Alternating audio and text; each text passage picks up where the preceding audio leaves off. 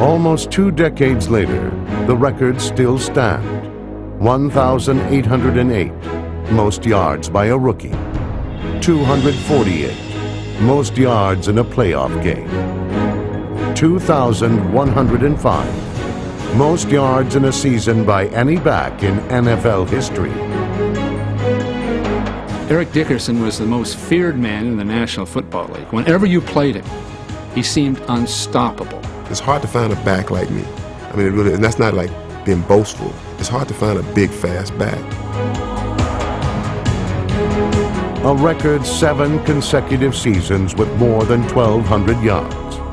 4 NFL rushing titles. Well, the sheer volume of Dickerson's career numbers mandated Hall of Fame induction. First of all, I would like to thank God for my gift.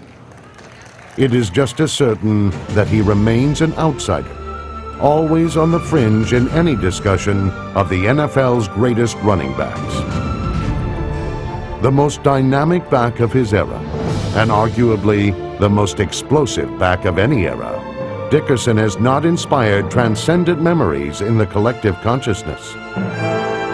Not in the way Emmitt Smith has, or Barry Sanders, and certainly not in the way that Walter Payton has.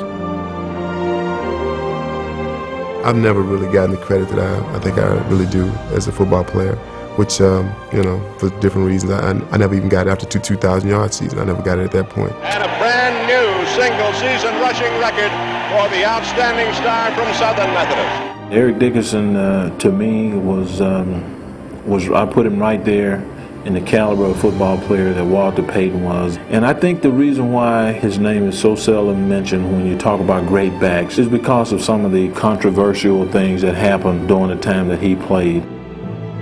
Controversy, as much as talent, was a constant. Holdouts in Los Angeles provoked his trade to the Colts. In Indianapolis, 3 brilliant seasons were followed by talk of disillusionment and retirement. There always seemed to be a cloud of rebellious distractions surrounding Dickerson. He was seen as chronically unhappy. A year with the Raiders, then a forgettable 4 games with Atlanta brought his career to a close. Once a prodigy, he finished as a journeyman. His mystifying combination of power and grace had receded far into the background, replaced by disaffection and discontent. I think a lot of people viewed him as a kind of a disgruntled, unhappy, selfish kind of player, and that shades their view of him as an athlete. Whether it was deserved or not, that Eric had the label of a malcontent and someone who was not a team player. First of all, you can never set the record straight. Things have changed now. I mean, when I played, things were a lot different. And sometimes, along with change, you have casualties, you know. And I was a semi-casualty of war. I have to explain myself to everyone because I don't. I'm a grown man. My actions were my actions. Some were wrong and some were right. And I don't regret that at all. For me, I think people will look and say, God, you know, he was 6'3", 225, and he ran a 4.3 40, you know. Man, God, you know, that was just amazing. Less than a decade after his retirement, the memory strains to recall Eric Dickerson at his best.